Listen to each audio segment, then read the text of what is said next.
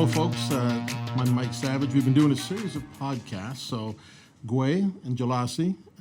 Today, we're very pleased to have a special guest, which is somebody I've gotten to know pretty well in this city, Pam Glode-Desrochers, with the Mi'kmaq Friendship Center. Now, today is October the 1st, and we're celebrating, honoring Treaty Day in Nova Scotia, which is an important day. We're celebrating it a little bit differently this year because of COVID. But just can you chat a little bit about Treaty Day? Because we want to talk a bit about issues that affect the Mi'kmaq here and Indigenous people overall. So what does Treaty Day mean to you, Pam?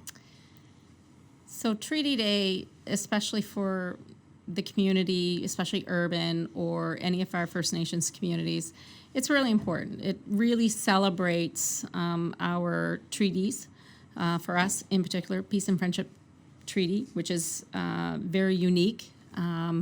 And we're fortunate enough to have the opportunity to celebrate that. And it's, especially in the times we're in, as you know, there are some issues and concerns even around the lobster fishing that's happening in Nova Scotia right now. But it is a real opportunity for both sides. And when I say both sides, I mean both communities. So Indigenous and non-Indigenous communities have the opportunity to look at that. And what does that treaty mean? You know, you often hear people talk about, we're all treaty people. And I don't think people realize that that treaty is a contract. And there's usually a couple sides to that. So it doesn't just affect our own communities, Indigenous communities, but it affects the non-Indigenous communities. And I think a lot of times people don't understand what that treaty is. Most people haven't even read it, I would assume.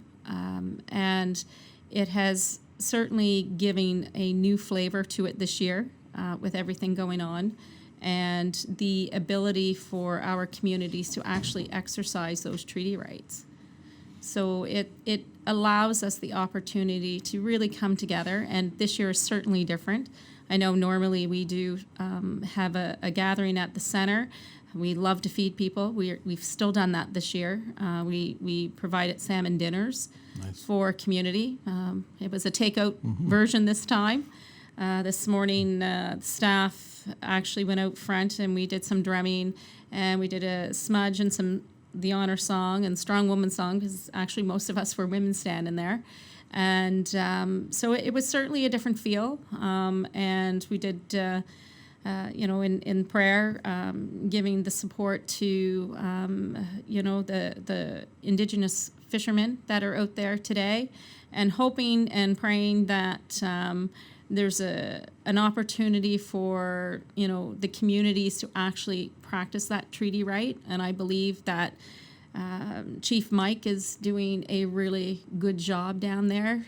He's trying to allow our communities to grow, but he's also been working very closely with the government. So I'm hoping that this kind of highlights things in a little bit different way, even though I know a lot of people don't understand it, but I do think it's an education opportunity for us.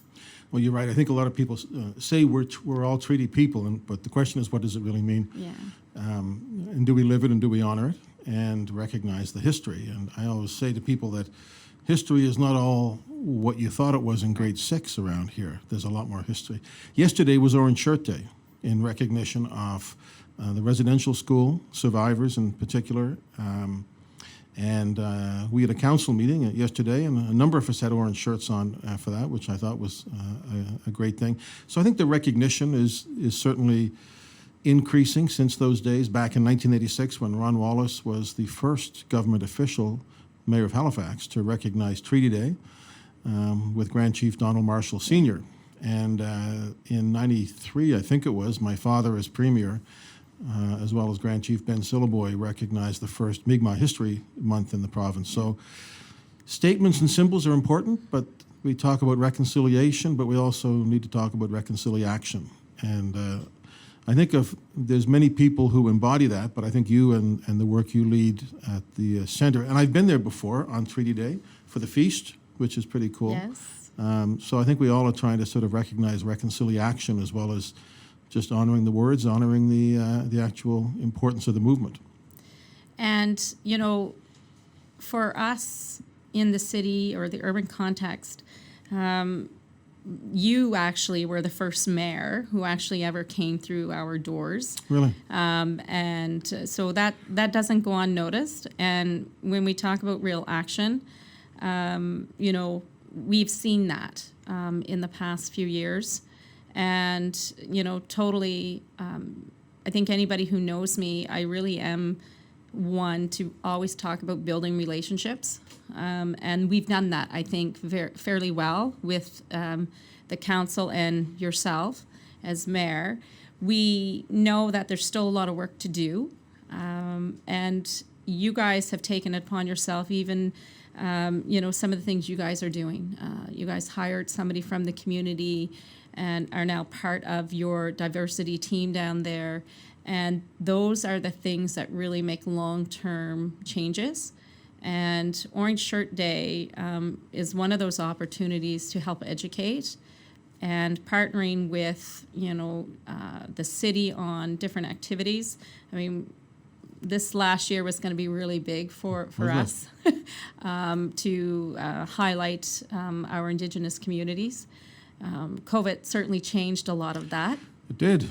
And we all adapted. I'm pretty sure that nobody had COVID-19 in our work plans. I know I certainly didn't, but we're adapting. It was going to be a big year, and it's a big deal. And as you said, I have been there for the feast on Treaty Day. Now, there are people out there on social media that say that the mayor will go anywhere for a meal, but it's a very meaningful place to be, and very, very spiritual and very welcoming at the center. And it's not a place that's I've never felt it as a threatening place. It's a place of people, of art, quite often, of culture, and welcoming. Our building's a lot of things. I always laugh that I have a love-hate relationship with it, just because you can do so much in it, but yet it actually holds us back in being able to reach more people and to offer more opportunity for non-Indigenous people to come through our doors. And the fact that you have been there during those community events, and I think you've been to several actually, not just Treaty Day. I think you even came once to one of the Christmas events that we did. And, that helps break down a lot of barriers, not just for myself as the ED of the Friendship Center, but community sees that. They recognize that you've been there and that you care. And you certainly have an approach with people. I've seen you come in, community members who normally who would avoid any kind of government official. You come across that. And the fact that you will go anywheres for a dinner, I think that means a lot to our community, because everything we do includes food and ceremony. Yeah. So, right. It's, food brings us together. And it just gives us an opportunity to do things differently, and give a platform or an opportunity or space that's safe for us to have conversations. Yeah, and a number of my councillors as well, right? Councillor Mason, Councillor Smith, certainly Councillor Watts have all been, I think, regular visitors to the Mi'kmaq Friendship Center. And in fact, we did the blanket ceremony there as a council back a while ago. Yes. And had a very good turnout of councillors, and we did it right there, and it was, I think, a very key moment for our council. I think one of the facts that you guys showed up for that, and it has a huge impact on breaking down barriers both ways. Can you talk about that just a little bit? The breaking down of barriers? Yeah, the ceremony, so the learning that comes. The learning that comes. It's easy. I always say this, when you live and do something, it has a bigger impact than if you just read about it. We're very good at reading what's on paper, but the moment you experience it, or the moment you take part in some of those activities, that education becomes very real, very quick. It's a lived experience, and it allows people to step back in a safe space, right, and to allow people to feel and understand some of those activities that occurred to Indigenous people. But it also allows, at the end, for people to have the opportunity to talk to each other. right. And I think having the dialogue and being able to feel safe in that space is really key in how we approach different conversations outside of there.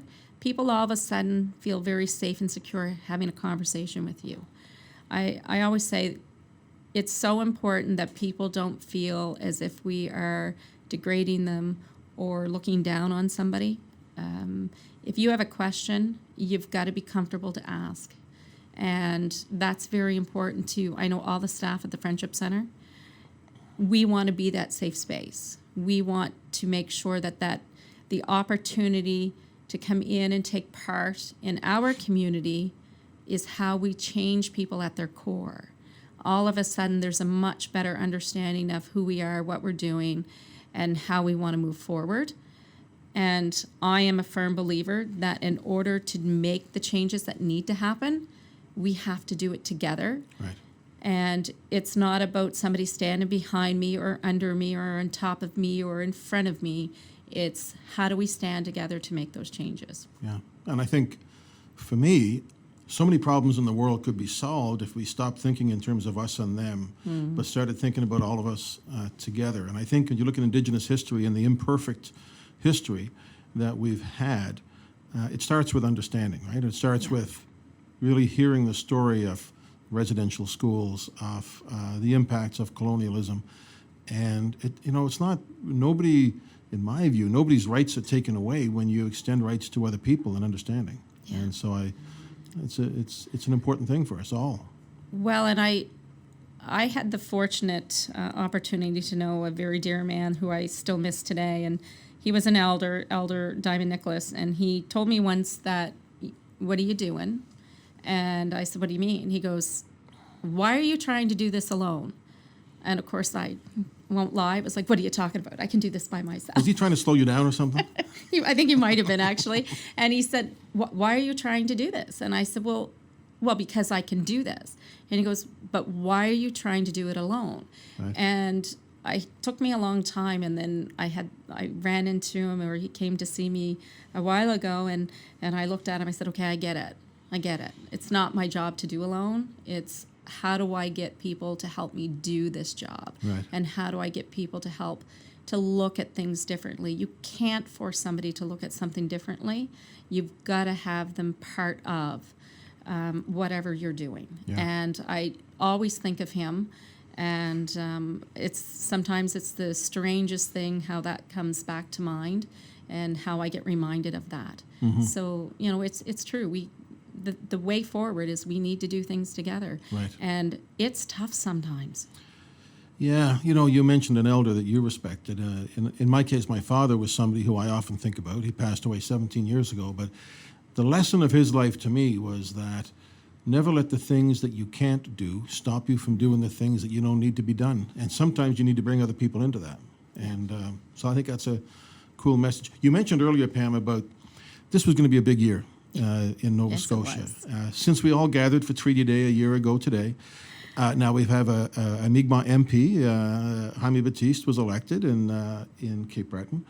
But we were going to have the NAIG Games, the North American Indigenous Games, and I don't know if everybody understands how big that is. That was going to be a huge event in July. We were going to have the AGM of the AFA AGN, the chiefs. There was a lot of things were going to happen this year, and COVID came along, which is too bad.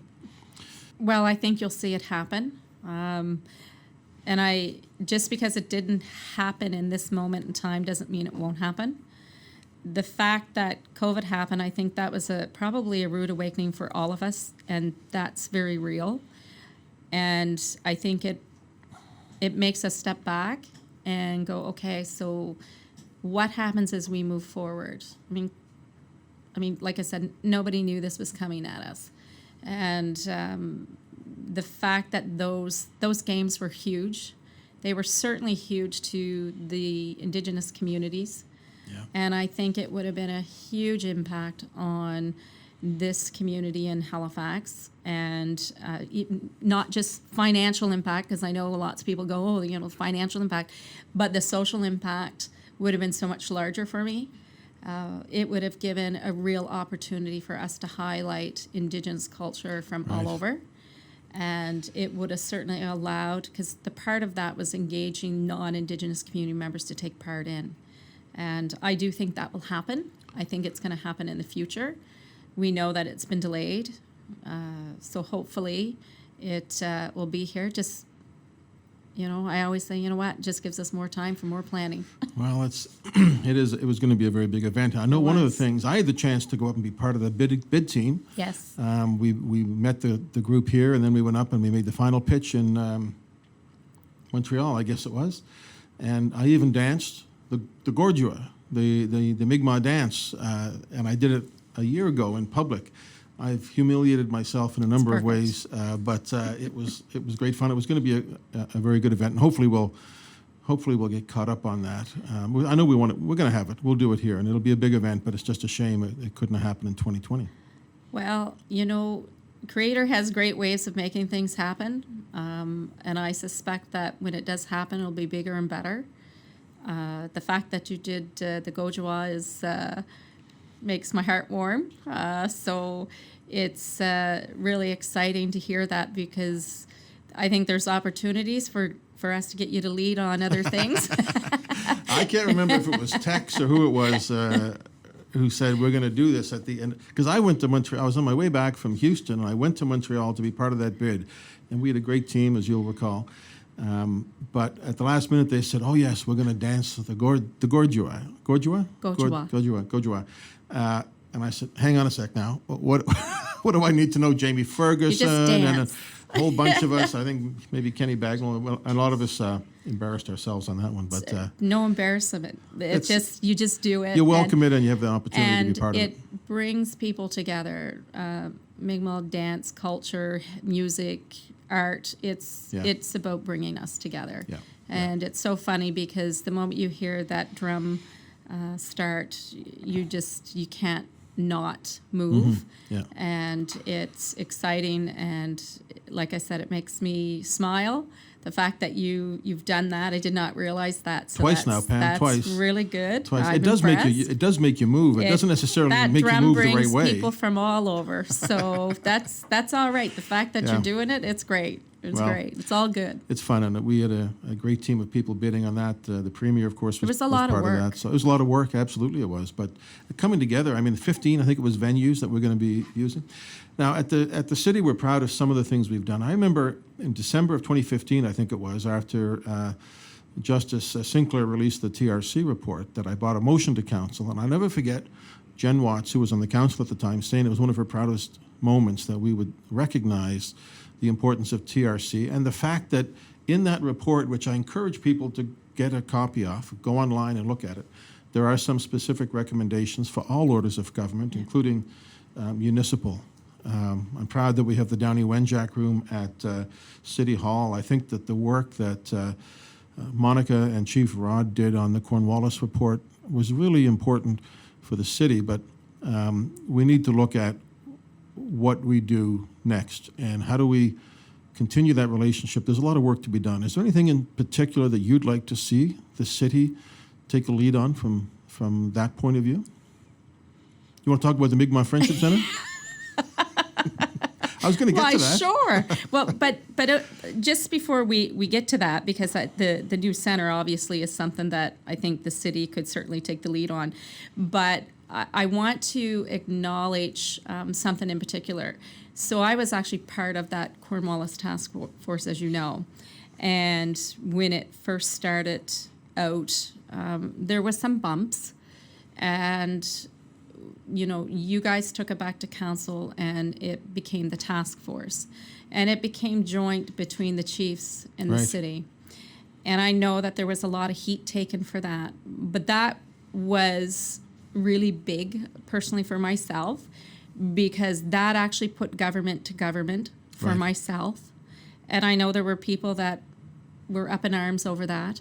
There was talk about waste of money. There was, it was a waste of time. It was, we had delayed things. And the reality was that was a moment in time that I think a lot of people are going to look back on for this city and go, you know what? That was a moment when the mayor and the council actually formally recognized government to government for our chiefs. Right. And that's important.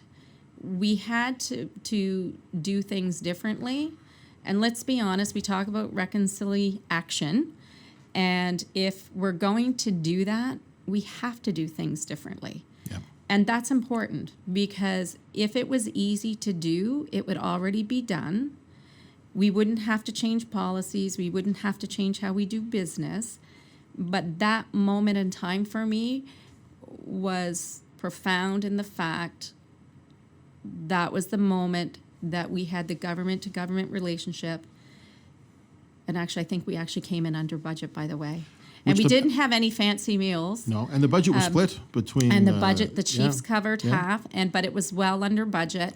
And it showed the opportunity for the two governments to do things differently and work together. Yeah. And that was very, very important. And I don't think people actually recognize that.